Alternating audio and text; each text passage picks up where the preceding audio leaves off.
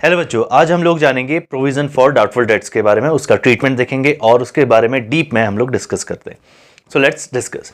तो सबसे पहले जैसे हम लोगों को पता है कि प्रोविजंस क्या होते हैं। प्रोविजंस हमारे प्रॉफिट का ही हिस्सा होता है जो हम लोग एक तरफ रख देते हैं ताकि हम लोग अपनी फ्यूचर की कंटिजेंसीज को सेटल कर सकें। ठीक है, फ्यूचर में होने वाले एक्सपेंसेस या फिर कोई लाइबिलिटी पे ऑफ करनी है तो उसको सेटल करने के लिए हमारे पास रिजर्व्स होने चाहिए, पैसा बचा हुआ होना चाहिए, दैट इज प्रोविजंस। तो हम लोग बात करने वाले हैं प्रोविजंस फॉर डाउटफुल डेट्स के बारे में। डेटर्स, सपोज करते हैं कि डेटर्स हमारे 1 लाख रुपीज के हैं और ये इनर कॉलम में आपको गिवन है। ठीक है, इसमें आपको माइनस करके दे रखा है प्रोविजन फॉर डाउटफुल डेट्स ₹10,000 और आपके आउटर कॉलम में क्वेश्चन बैलेंस शीट के अंदर 90,000 आपके डेटर्स की वैल्यू गिवन है। ठीक है, ऑल्दो ये प्रोविजंस आपको लाइबिलिटीज तरफ भी दिए हो सकते हैं लेकिन वो बहुत कम तरफ आता है। लेकिन आप कंफ्यूज मत करिएगा कि अगर प्रोविजंस को आपको लाइबिलिटी तरफ देखने को मिल रहा है। ये डेटर्स की वैल्यू यहाँ पर को 1 लाख गिवन हो सकती है और प्रोविजन की वैल्यू 10 लाख गिवन हो सकती है। ठीक है, जब हम लोग नेट इफेक्ट करेंगे तो ऑब्वियसली वी आर गेटिंग 90,000। ठीक है, नाउ ये प्रोविजंस क्या है? ये प्रोविजंस वो हैं जब हमारे कुछ डेटर्स डाउटफुल हो जाते हैं। ठीक है, बैड हो जाते हैं, मतलब उनसे पैसा जो एक्सपेक्टेड होता है वो मिल नहीं पाता। तो हम लोगों ने पहले से ही वो 10,000 रुपए उसमें से कम करके रख दिए ताकि हम लोगों को एक्चुअल अपने एसेट्स की वैल्यू पता हो। तो वी आर एस्टिमेटिंग कि 10,000 एक ऐसा अमाउंट है जो हम लोग इस साल रिकवर नहीं कर पाएंगे। तो आउट ऑफ 1 लाख हम लोग केवल 90,000 एक्सपेक्ट कर रहे हैं कि हमारा रिकवर होगा। तो this is we have created provision for doubtful debts. ठीक है, इज दिस क्लियर? नाउ अगर हम देखें कि कोई भी इंफॉर्मेशन हम लोगों को नहीं गिवन है, no additional information, no info regarding what? PFDD। अगर आपको provision for doubtful debts create करने के लिए या फिर रिगार्डिंग बैड डेट्स कोई भी इंफॉर्मेशन नहीं गिवन होती है, so then this is the case of all debtors are good. ठीक है, ये वो केस है जहां पर हम लोगों को मानना पड़ेगा कि हमारे सारे डेटर्स सही थे, गुड थे और सब ने पैसा दे दिया है। ठीक है, ये केस है आपका जहां पर को हम लोगों को कोई भी नए प्रोविजंस नहीं बनाने, we have to settle this old provisions. ठीक है, तो सबसे पहले रिवैल्यूएशन में उसकी एंट्री देखते हैं। नाउ रिवैल्यूएशन में इसकी एंट्री आएगी इस तरफ, that is known as by provision for doubtful debts, that is known as this is given 10,000। ठीक है, अभी 10,000 क्यों आए? क्योंकि ये हमारे यूटिलाइज नहीं हो पाए। ठीक है, ये फंड्स, ये जो हमारे जो प्रोविजंस हैं इनका यूज नहीं हुआ, तो हम लोग बोलेंगे कि हमारे प्रोविजंस की वैल्यू डिक्रीज हो गई। तो हम लोगों ने इसको डिक्रीज्ड अमाउंट को यहां लिख दिया और नॉमिनल रूल के हिसाब से credit all incomes and gains. ठीक है, यहां पर को आ गया। अब नाउ बैलेंस शीट में क्या आएगा? डेटर्स की वैल्यू 1 लाख है। ठीक है, मैं सिर्फ लिख रहा हूं। और क्या यहां पर को कुछ भी हम लोग नए प्रोविजंस बना रहे हैं या फिर कुछ गिवन है कि हमारे बैड डेट्स आए हैं? कुछ भी गिवन नहीं। तो हम लोगों को एक काम करना पड़ेगा कि इस 1 लाख की वैल्यूज को फुल आउटर कॉलम में लिखना पड़ेगा। It means debtors valued at 1 lakh itself. ठीक है, उसमें कोई भी गिरावट नहीं आई। दिस इज द केस जहां पर को कोई भी इंफॉर्मेशन नहीं गिवन होती है। ठीक है, चलो अब आगे बढ़ते हैं। लेट्स से अगर हमारे पास कोई केस आ गया, ठीक है, कंपनी बोल रही है कि create provisions at the rate 5% on debtors। ठीक है, तो कंपनी बोल रही है इस बार हमसे कि भाई 5% प्रोविजंस एक्स्ट्रा आप क्रिएट करके रख दीजिए। ठीक है, इट मींस कंपनी का एस्टिमेट है कि इस बार 5% जो हमारे डेटर्स हैं वो डाउटफुल हो सकते हैं। ठीक है, तो कर लेते हैं। सबसे पहले हम लोगों को लिखना पड़ेगा, अब इसमें जो है आपकी एक सीक्वेंसिंग आती है, मैं आपको बता देता हूं और इस पर्टिकुलर चीज को मैं यहां पर को रब करके हटा देता हूं। ठीक है, नाउ सबसे पहले अगर प्रोविजंस क्रिएट हो रहे हैं तो हम लोगों को इसकी अकाउंटिंग यहां पर को दिखानी पड़ेगी। तो विल राइट टू PFDD और इसका फॉर्मूला होता है बच्चों new minus old. It means new provisions minus old provisions. ठीक है, now what is the value of my new provisions? New provisions always पे कैलकुलेटेड ऑन दिस वैल्यू। तो 1 लाख का 5% जो है आपका वो 5,000 आने वाला है। ठीक है, द अमाउंटेड टू 5000। अब देखिए ओल्ड प्रोविजंस हमारे पास ज्यादा पड़े हुए हैं, 10,000 है। तो आपने तो ऐसा कभी नहीं सीखा कि आप नेगेटिव वैल्यूज इसके अंदर लिखते हैं, तो हम लोग नेगेटिव वैल्यूज तो लिख नहीं सकते क्योंकि यहां पर को नेगेटिव 5000 आ रहा है। We will not write this. तो हम लोग instead of writing here we will write here by provision for doubtful debts and this negative amount जो नेगेटिव 5000 यहां लिखने वाले थे वो यहां पर को आ जाएगा एज 5000। ठीक है, is this clear? Now logically आपको समझा देता हूं कि क्या हुआ है कि out of the 10,000 we have created only 5,000 of the provisions. तो इट मींस आप लोग बोल सकते हैं पहले केस की तरह कि 5,000 के प्रोविजंस की वैल्यू डिक्रीज हो गई। ठीक है, that we have decrease the value of provisions till 5,000। हम लोगों ने 5,000 गिरा दी। तो अब हम लोग लिखेंगे 1 लाख डेटर्स की वैल्यू इनर कॉलम में, माइनस करेंगे न्यू PFDD। हमेशा यहां पर को लिखने की आदत डाल दीजिए बच्चों, new PFDD। Now what is the value of new PFDD? 5,000। तो इस बार डेटर्स की वैल्यू में आपकी अमाउंट आएगी 95,000। ठीक है, यहां पर को केस क्या लिख सकते हैं? Case of new provisions less than old provisions this. ठीक है, इसका स्क्रीनशॉट लीजिए। नाउ अब इसको चेंज करते हैं और इस परसेंटेज को चेंज कर देते हैं ना। ऑब्वियसली अगर ज़्यादा होगा तो वो यहाँ नहीं आ रहा होगा। इस अमाउंट को चेंज कर देते हैं और इस फिगर को भी चेंज कर देते हैं। ठीक है, सो लेट्स सी, कंपनी बोल रही है कि क्रिएट प्रोविजंस बनाने के लिए बोल रही है, लेकिन इस बार हमसे बोल रही है कि 20% प्रोविजंस बनाइए। ठीक है, पिछली बार 5 था, इस बार 20% हो गया। So what is the value of 20% of 1 lakh? तो आप बोलेंगे 20,000। So my new provisions will be amounted to 20,000। Clear? So my new provisions are greater than my old provisions. This is the case of this, new provisions are greater than old provisions. तो हम लोग क्या लिखेंगे? Positive 20,000 में से हम लोग 10,000 को माइनस करेंगे तो क्या अब वैल्यूज नेगेटिव आएगी? नहीं, नेगेटिव नहीं आ सकती। इस बार पॉजिटिव आएगी तो positive we will write 10,000।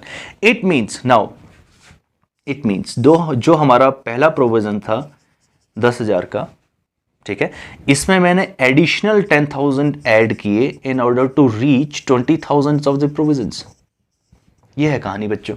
Company बोली है कि 20,000 के न्यू प्रोविजंस क्रिएट करिए, but I already have 10,000 in my old provision. तो मैं पूरा का पूरा 20,000 थोड़ी ऐड करूंगा, मैं तो केवल एडिशनल अमाउंट ऐड करूंगा जो इसमें डेफिसिट हो रहा है। तो 10 + 10 बिकम्स 20। तो it means I have raised या फिर I have increase the value of provisions. ठीक है, इस अमाउंट से मैंने इंक्रीज कर दिया। Now what I have written, debtors minus new provisions, new provision। तो हम लोग कितना लिखेंगे यहां पर को? 20,000। now the value of debtors will be 80,000। ठीक है, ये चीज क्लियर हुई आपकी? तो इंक्रीज और डिक्रीज जब कम होंगे ज्यादा होंगे ये आप लोगों ने देख लिया। ठीक है, अब इसके साथ साथ और भी एडिशनल इंफॉर्मेशन आती हैं। ठीक है, इसके साथ साथ और भी एडिशनल इंफॉर्मेशन आएंगी आपको, देखते हैं।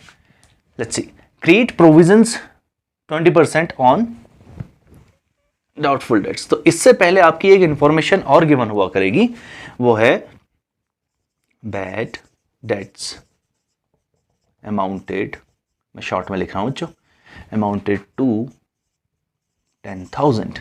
और दूसरा एडजस्टमेंट लिखा होगा create provisions for doubtful debts at the rate of 10% on debtors।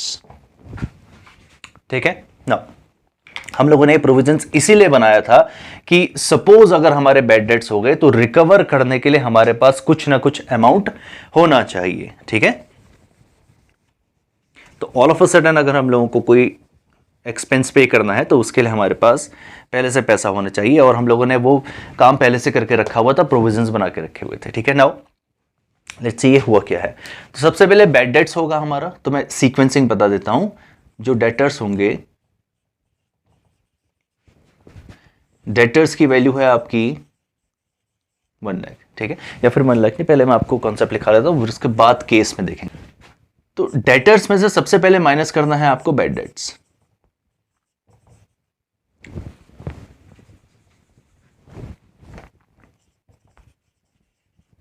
ठीक है। बैड डेट्स को जैसे ही हम लोग माइनस करेंगे तो हमारे अब ये जो डेटर्स है ना, ये हमारे न्यू डेटर्स हो जाएंगे, या फिर इसको हम लोग किस नाम से जानते हैं, इसको हम लोग जानते हैं गुड डेटर्स के नाम से। गुड। अभी गुड डेटर्स का मतलब क्या होता है? इट मींस जो हमारे जो जितने सारे कस्टमर्स थे उसमें से हम लोगों को पता चल गया कि ये हमारे बैड कस्टमर्स है, ये पैसा नहीं देने वाले, तो जो देने वाले हैं वो तो अच्छे कस्टमर होंगे, इसका मतलब वो हमारे क्या है, good debtors. And we always create provisions out of good debtors. इससे पहले वाले केसेस में कोई भी बैड डेट्स नहीं था, so we have assumed debtors as good debtors. इस बार बैड डेट आ गया है तो create provisions always on good debtors, ये आप मेंशन कर लीजिए। We create provisions on good debtors. ठीक है, ये सीक्वेंसिंग हो गई। नाउ वी विल क्रिएट, सबसे पहले हम लोगों के पास क्या है, डेटर्स की वैल्यू है। अब इसमें से मैं माइनस करूंगा bad debts amounted to 10,000। Now value of good debtors will be 90,000। इस पे मैं माइनस करूंगा 10% provisions. This will be the sequencing. ठीक है। नाउ लेकिन एक चीज देखिए बच्चों, कि जो हमारा बैड डेट हो रहा है इस अमाउंट को सेटल करने के लिए हमारे पास पहले से कुछ अमाउंट है, तो ठीक है, उसकी अब मैं यहां पर को दिखाता हूं होगा कैसे। तो पहले मैं आपको तरीका दिखा देता हूं है क्या। हम लोग लिखेंगे to bad debts amounted to 10,000। ठीक है, debit all expenses and losses, ये नॉमिनल रूल से आपका ये आ गया इस तरफ। ठीक है। नाउ अब जो कहानी मैंने बताई थी आपको वही करते हैं। 2 PFDD that is new minus old. New values of provisions will be, now tell me, 90,000 का 10% that is 9,000 minus old provisions 10,000। Value यहां पर को आ नहीं सकती तो हम लोग लिखेंगे नील, हम लोग लिखेंगे बाई PFDD। PFDD में कितना आ जाएगा, 1,000। और जब हम लोग फाइनल देखेंगे तो अल्टीमेटली हम लोगों को 9,000 का लॉस होगा इस पूरे ट्रांजैक्शन से। ठीक है। Now, आप इस तरीके से भी कर सकते हैं, there is nothing bad in this transaction, लेकिन ये हर बार आप करने से अच्छा है कि आप पहले से उसको सेटल कर सकते हैं। ठीक है। और वो सेटल करने का तरीका क्या है कि हम लोग यहाँ पर को बैड डेट्स तब तक नहीं लिखेंगे जब तक वो हमारे रिजर्व प्रोविजन अमाउंट से ज़्यादा ना हो जाए।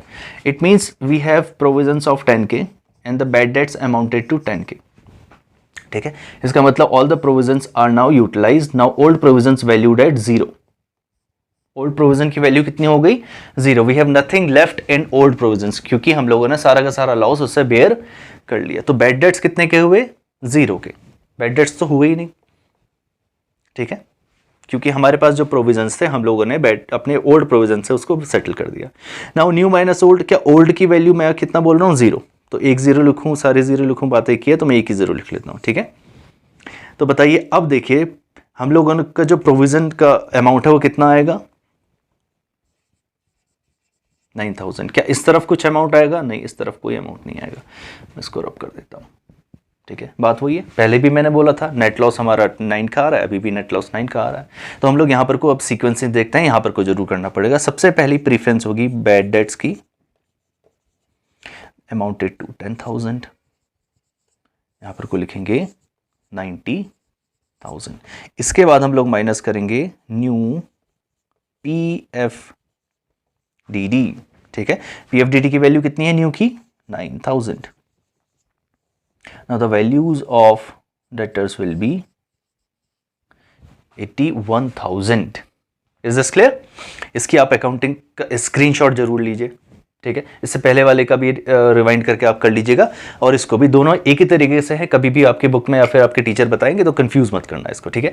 नाउ आप देखते हैं कि कभी अगर सपोज हमारे बैड डेट्स का अमाउंट हमारे प्रोविजन से ज़्यादा हो जाए, ठीक है, तो इसको रब करके 20,000 कर देता हूं। ठीक है, बाकी केस हम लोग वैसे ही रखते हैं। 10% का ही प्रोविजन है, मैं इसको रब कर दे रहा हूं। सीक्वेंसिंग को आपने नोट डाउन कर ही लिया होगा, इसको रब करके आगे बढ़ते हैं। ठीक है ना, इसको भी एक बार दिखा देता हूं, फिर से मैं आपको दिखाऊंगा। मैं बहुत डिटेल में इसको डिस्कस कर रहा हूं बिकॉज यहीं पर को बच्चों को सबसे ज़्यादा कन्फ्यूजन होता है कि कब क्या होने वाला है, कब माइनस करें, कब जोड़ें, कब बैलेंस शीट में कौन सी वैल्यू आएगी, रिवैल्यूएशन में आएगा या नहीं आएगा, कौन सी वैल्यू आएगी। तो हम लोग डिटेल में डिस्कस करते हैं। नाउ डेटर्स याद है, minus bad dates, bad debt minus करेंगे, गुड डेटर्स आएगा, गुड डेटर्स में से प्रोविजंस को माइनस करेंगे, ठीक है। नाउ अब बताइए पुराने प्रोविजंस में मेरे पास कितनी अमाउंट है, आप बोलेंगे 10K है सर आपके पास, हमारे पास 10K है। इस बार जो हमारे बैड डेट्स हैं वो कितने के हो गए हैं, 20K के। तो जितने भी हम लोग बैड डेट्स का लॉस रिकवर कर सकते हैं उतना कर पाएंगे, तो हम लोगों ने इस 10,000 को यहां दे दिया। स्टिल हमारे पास 10,000 का लॉस है जो हम लोग रिकवर नहीं कर पा रहे हैं, तो ये हो गया आपका बैड डेट्स, ठीक है। तो यहां पर को लिखेंगे जैसे हम लोग लिखते थे 2 bad debts, although bad debts 20K है, लेकिन मैं यहां सिर्फ लिखूंगा 10,000 क्योंकि मैंने सारे के सारे ओल्ड प्रोविजंस कंज्यूम कर लिए, ठीक है। In order to settle this 20,000 loss, still 10,000 का लॉस मेरे पास यहां पर है। फिर देखते हैं आगे, 2 PFDD new minus old, what is the value of new provisions, now tell me. अब देखते हैं 1 लाख डेटर्स की वैल्यू माइनस किया बैड डेट्स 20,000 के, गुड डेटर्स की वैल्यू आई 80,000 माइनस किया PFDD that is 8,000, 80,000, 10% of 80,000 is 8,000, तो वैल्यू ऑफ प्रोविजंस न्यू कितना है, 8,000, ठीक है। How much amount do I have left in old provisions, nothing, 0। तो यहां पर को कितना आएगा, फुल 8,000, 18,000 का हमारे पास लॉस आ गया, ठीक है। तो अब इसको यहां पर को आ जाते हैं, हम लोग लिखेंगे debtors amounted to 1 lakh minus bad debts amounted to 20,000। यहां पर को आप कंफ्यूज मत करना, यहां पर को 10 मत लिखना क्योंकि यहां पर को केवल और केवल एडजस्टेड वैल्यू ही आती है, एडजस्टमेंट में जो गिवन वैल्यू है उसी को हम लोग सब्ट्रैक्ट करेंगे। वर्किंग नोट की तरह ही आप बनाइए, डायरेक्टली वैल्यूज लिखना अवॉइड करिए, ठीक है। दैट इज 80,000 एंड फिर मैं माइनस करूंगा न्यू PFDD, न्यू PFDD कितना निकाला हम लोगों ने, amounted to 8,000, now the value is 72,000, ठीक है। Is this clear. अब चलो अब इसको भी कर लीजिए। एक केस और मैं आपको बता देता हूं कि कभी कभी हो सकता है कि बैड डेट की वैल्यू केवल और केवल 5,000 हो, मतलब जो प्रोविजंस हैं उससे कम, ऐसा भी तो केस आ सकता है आपके पास। तो ये वेरिएशन भी करके देख लेते हैं, इसको क्यों छोड़े हम लोग जब सारी चीजें कर रहे हैं, तो इसको भी करके देख लेते हैं, ठीक है। बाकी चीजें मैं ऐसी रख देता हूं, लेट्स से कि होगा क्या। तो हमारे पास है 1 लाख रुपीज, इसमें हम लोग 5,000 को माइनस करेंगे, ठीक है। वैल्यूज आएगी गुड डेटर्स की 95,000 और मेरा प्रोविजन वैल्यू होगी 9,500। Is this clear. 10% of 95,000 is 9,500। चलो अब इस तरफ देखते हैं। तो मेरे पास ओल्ड प्रोविजंस में 10,000 है मेरे पास, और मेरा जो लॉस आया है, बैड डेट्स आया है, वो केवल 5 के हैं। तो मैं ये सारा का सारा इससे कंज्यूम करूंगा, स्टिल हमारे ओल्ड प्रोविजंस में कितनी वैल्यू बच जाएगी, 5K, ठीक है। तो अब देखते हैं, अब हमारे बैड डेट्स कितने आएंगे, नन, 0। बैड डेट्स तो आएगा ही नहीं क्योंकि सारे के सारे बैड डेट्स हम लोगों ने सेटल कर दिए। अब देखते हैं हमारी न्यू प्रोविजंस की वैल्यू कितनी आएगी। न्यू प्रोविजन की वैल्यू आएगी 9,500 which we have done. PFDD, bad debts, good debtors, debtors, right. So new minus old का फॉर्मूला यही है, लेकिन ओल्ड की वैल्यू अभी भी हमारे पास कुछ है। ओल्ड कितना बचा हुआ है, 5,000। तो अब बताइए कितना का आएगा, 4,500 का हम लोगों ने एडिशनल अमाउंट डाला, ठीक है। 5,000 के पहले थे, 4,500 उसमें और डाले ताकि हम लोग 9,500 तक पहुंच सकें। अब आ जाते हैं इधर, बैड डेट्स कितना आपको एडजस्टमेंट में गिवन है वो आप लोग करेंगे। तो बैड डेट्स अमाउंटेड टू 5,000, तो हम लोग 5,000 लिख देते हैं। चलिए बताइए कितनी आ गई वैल्यू गुड डेटर्स की, 95,000, ठीक है। 95 में हम लोग माइनस करेंगे न्यू PFDD। PFDD नए वाले हैं 9,500 के, ठीक है। चलिए अब हम लोग अमाउंट को देख लेते हैं 500 का। ये देखिए आपका 85,500 हमारा अमाउंट आ गया, ठीक है। तो हम लोगों ने सारी वेरिएशंस देखी। अब मैं थोड़े थोड़े आपको लैंग्वेज बता रहा हूं कि आपके क्वेश्चंस में किस तरीके से लैंग्वेज चेंज होकर आ सकती है, ठीक है। बाकी वेरिएशन तो वही है। कभी कभी हर एडजस्टमेंट एक जैसा नहीं आता है, एडजस्टमेंट की लैंग्वेज चेंज हो जाती है, ट्रीटमेंट एक जैसा होगा लेकिन लैंग्वेज चेंज हो जाएगी, ठीक है। अब मैं केवल और केवल उस पर डिस्कस करा रहा हूं आपको। तो बैड डेट का जो आपका हो गया, ये हमारा ट्रीटमेंट हो गया। प्रोविजन फॉर डाउटफुल डेट्स में आपके सारे के सारे डाउट इस वीडियो में क्लियर होने वाले हैं। तो हम लोग अगर मैं सिर्फ लिखूं, ठीक है, पहला केस जो हम लोग देखते हैं कि यहां पर को ये लिखा हो सकता है कि create PFDD at the rate of 5% on debtors, ठीक है, ये सिंपल लैंग्वेज है। तो बताइए PFDD की वैल्यू कितनी आएगी, केवल 5% बनाना है, बैड डेट गिवन नहीं है, तो we will assume this as हमारा गुड डेटर्स। तो 5000 आप बोलेंगे कि हमारे वैल्यू आ गई, ठीक है। न्यू की वैल्यू कितनी आ गई, 5000। अच्छा, इसको नीचे लिख लेता हूं, यहां पर को मैं इसको ऑब्लिक करके लिखता हूं, ठीक है। न्यू की वैल्यू आ गई 5000। ओल्ड कितना है हमारे पास, 10000। तो बताइए हम लोग क्या कर रहे हैं, we are decreasing the value of PFDD by 5000। चीज समझ में आए, हम लोग कहां लिखेंगे, मैं कॉन्सेप्टली आपको बता देता हूं। अगर मैं लिखूं यहां पर को 2 PFDD न्यू माइनस ओल्ड का फॉर्मूला लगा के, न्यू कितना है 5000, ओल्ड कितना है 10000, क्या यहां पर को नील लिख सकते हैं क्योंकि नेगेटिव वैल्यू लिखेंगे नहीं। तो ये 5000 किस तरफ जाएंगे, इस तरफ आएगा। इस तरफ जाने का मतलब क्या होता है, we are decreasing the value of PFDD। वही हम लोग कर रहे हैं। हम लोग इस तक पहुंचने के लिए इसमें से 5000 को माइनस कर रहे हैं। तो यहां पर कोई इसकी वैल्यू क्या लिखी जा सकती है कि PFDD डिक्रीज्ड बाय 5000, ठीक है। PFDD decreased by 5000 instead of written, ये लिखे होने के बजाय ये लिखा हो सकता है कि provision for doubtful debt decreased by 5000। इसकी लैंग्वेज एक और है, एक और लैंग्वेज जैसे लिखा हो सकता है, यहां पर को लिखा हो सकता है PFDD वैल्यूड एट 5000, ठीक है। एट का मतलब आपको पहले भी बताया गया होगा, एट एंड 2 का मतलब होता है that is the final value, ठीक है।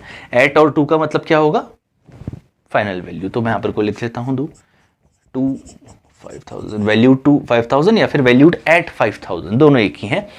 नई वैल्यूज आपको given, it means new values are given. तो आप सिंपल से फॉर्मूले में पुट कर दीजिएगा। ओल्ड ये है, न्यू है, हम लोग कर क्या रहे हैं, अगर ज्यादा वैल्यू इधर है तो ऑब्वियस माइनस कर रहे होंगे, अगर कम होगा तो हम लोग बढ़ा रहे होंगे, ठीक है। ये आपने देख लिया कि लैंग्वेज क्या क्या लिखी आ सकती है। नाउ अब अगर इसको मैं 15% कर दूं, ठीक है, तो यहां पर से क्या हो जाएगा, डिक्रीज का इंक्रीज हो जाएगा, ठीक है। और ये अमाउंटेड टू 15000 होने लगेंगे, वैल्यूड एट 15000, ठीक है। और इंक्रीज्ड बाई, अब ये 5000 की जगह हाँ 5000 ही रहेगा, ठीक है। चलिए अब देखते हैं कैलकुलेशन क्या है। न्यू कितने हो गए 15%, 1 लाख का 15% इज 15000। ओल्ड क्या है हमारे पास 10000। तो हम लोग करेंगे क्या, instead of decreasing we will increase the value of, तो हम लोग 5000 यहां पर को ऐड करेंगे 10000 में, ताकि हम लोग 15000 तक पहुंच सकें, ठीक है। तो ये लैंग्वेज वहां पर को लिखी हो सकती है। और इसका सिंपल ट्रीटमेंट जो रहेगा, मैं केवल रिवॉल्यूशन का इस पर फोकस मत करिएगा, ठीक है। अभी तो हम लोग यहां पर को इसको लिख लेते हैं। न्यू प्रोविजंस की वैल्यू हो गई 15000, माइनस करूंगा जैसे ही 10000, तो हम लोगों को पता चल जाएगा कि हम लोगों ने कितने से इसकी वैल्यू बढ़ाई, increased by 5000। PFDD increased by 5000, yes, PFDD increased by 5000. The PFDD valued at 15000, yes, the new value of provisions are 15000, ठीक है। इसका ट्रीटमेंट भी करके देखते हैं, टोटल ट्रीटमेंट। सपोज, ठीक है, माइनस क्या बोला है मैंने आपको हमेशा, न्यू PFDD माइनस करिए, वो कितना है 15000, वैल्यू कितनी आएगी 85000।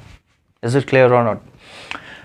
चलो कभी कभी, ठीक है, वर्स्ट केस अगर कभी आ गया तो क्या हो सकता है वो देख लेते हैं last, and that will be the last topic जो आपका PFDD के रिगार्डिंग होगा। इसके अलावा मुझे लगता नहीं है कि आपको कोई भी कंफ्यूजन आएगा, और ये केस भी तभी आएगा जब बहुत ही टफ पेपर आ जाए या फिर आपकी किस्मत खराब हो, सिंपल सी बात है, ठीक है। सबसे पहला प्रोविजन होगा बैड डेट्स इक्वल्स टू, मैं शॉर्ट में लिख रहा हूं, ठीक है, 20,000 लीजिए, ठीक है। Second, PFDD at the rate 20% on debtors, ठीक है। Third, discount on debtors at the rate 5%। Special transaction है ये, 11th में कभी आपने डिस्कस किया होगा। तो ये तीनों चीज़ें हैं, ठीक है। तो सीक्वेंसिंग में ही लिखा है मैंने जैसे होता है। तो हम लोग सबसे पहले इसमें करते हैं बच्चों debtors minus bad dates. Bad debts जैसे ही माइनस करेंगे हमारे पास क्या आएगा, गुड डेटर्स। गुड डेटर्स में हम लोग माइनस करेंगे PFDD। PFDD करने के बाद भी हमारे पास गुड डेटर ही बचेंगे, और गुड डेटर्स को ही डिस्काउंट अलाउ किया जाता है, ठीक है। हम लोग माइनस करेंगे डिस्काउंट ऑन डेटर्स। तो this is the correct sequence जो आप लोगों को फॉलो करना है। ये नहीं कि आपने कभी भी कोई सी वैल्यू माइनस कर दी, ऐसा नहीं होगा। सबसे पहले बैड डेट्स को माइनस करेंगे, फिर प्रोविजंस को माइनस करेंगे, उसके बाद डिस्काउंट दिया जाएगा डेटर्स को, ठीक है। तो दिस इज द सीक्वेंसिंग। अब इसको करके देखते हैं कि ये कैसे होगा। डेटर्स में से, और बैलेंस शीट में भी उसी सीक्वेंस को आपको करना है, और बैलेंस शीट के अंदर ही इसको शो करने की आदत डालिए। वर्किंग नोट इसी में बना लीजिए, टाइम भी बचेगा आपका, बाकी चीज़ें भी होंगी, ठीक है।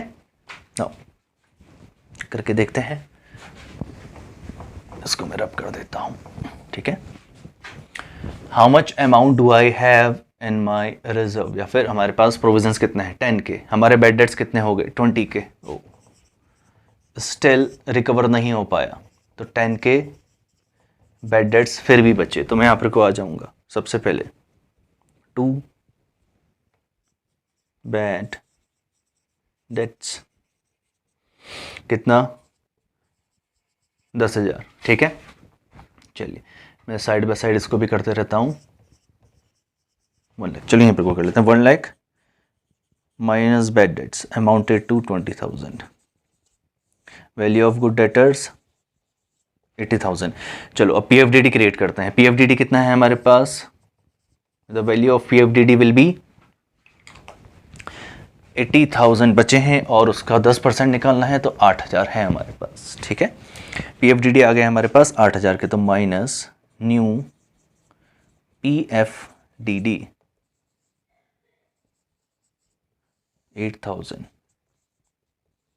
वैल्यू अभी भी आउटर कॉलम में नहीं जाएगी, ठीक है। तो माइनस कर देते हैं 2 PFDD, ठीक है।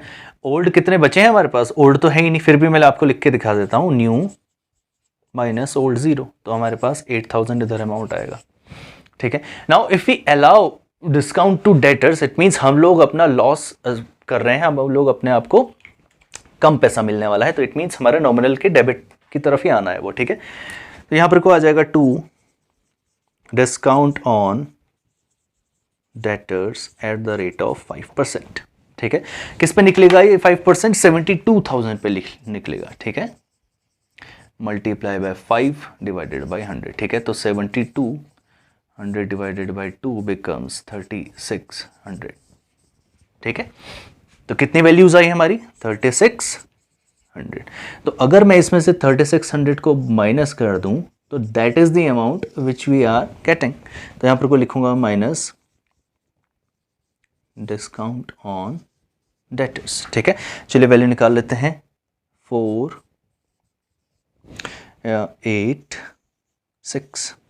68,400 is the amount which we will get after deducting all the amounts, ठीक है।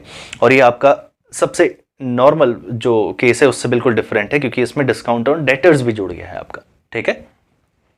तो आप इसके सारे वेरिएशंस जान चुके हैं। बाकी अगर आपको डाउट है कि ये जो प्रोविजंस फॉर डाउटफुल डेट्स है वो डिसोल्यूशन में कैसे ट्रीट होगा, तो डिसोल्यूशन में इतनी वेरिएशंस कभी नहीं आएंगी। आपको नए प्रोविजंस बनाने के लिए बोला नहीं जाएगा। Obviously we are winding up the company, form को हम लोग बंद कर रहे हैं, तो उसमें तो होगा नहीं। बस आप लोगों को ध्यान में रखना पड़ेगा, ये जो क्वेश्चन इस तरह लिखा होगा कि आपको इसको रियलाइजेशन में ट्रांसफर कर देना है और इसको एज अ लाइबिलिटी की तरफ ही जाना है, क्योंकि इसका क्रेडिट नेचर होता है, तो ये आपका लाइबिलिटी की तरफ साइड में चले जाएगा, ठीक है। जहां पर को आप अपनी लाइबिलिटीज को, आउटसाइडर लाइबिलिटीज को लिखेंगे, उसी तरफ इसको भी रियलाइजेशन में लिखेंगे, और इसका पैसा हम लोग पे नहीं करेंगे, क्योंकि ये आउटसाइडर लाइबिलिटी नहीं है, ठीक है, और इसका कोई ट्रीटमेंट नहीं होता। सो बाकी वेरिएशंस भी मैं हो सकता है कि लेके आऊँ, कोई अगर बच गया है एडजस्टमेंट जो टिपिकल होता है तो उसको भी मैं अपनी सीरीज़ में कवर करूँगा। So until then studies.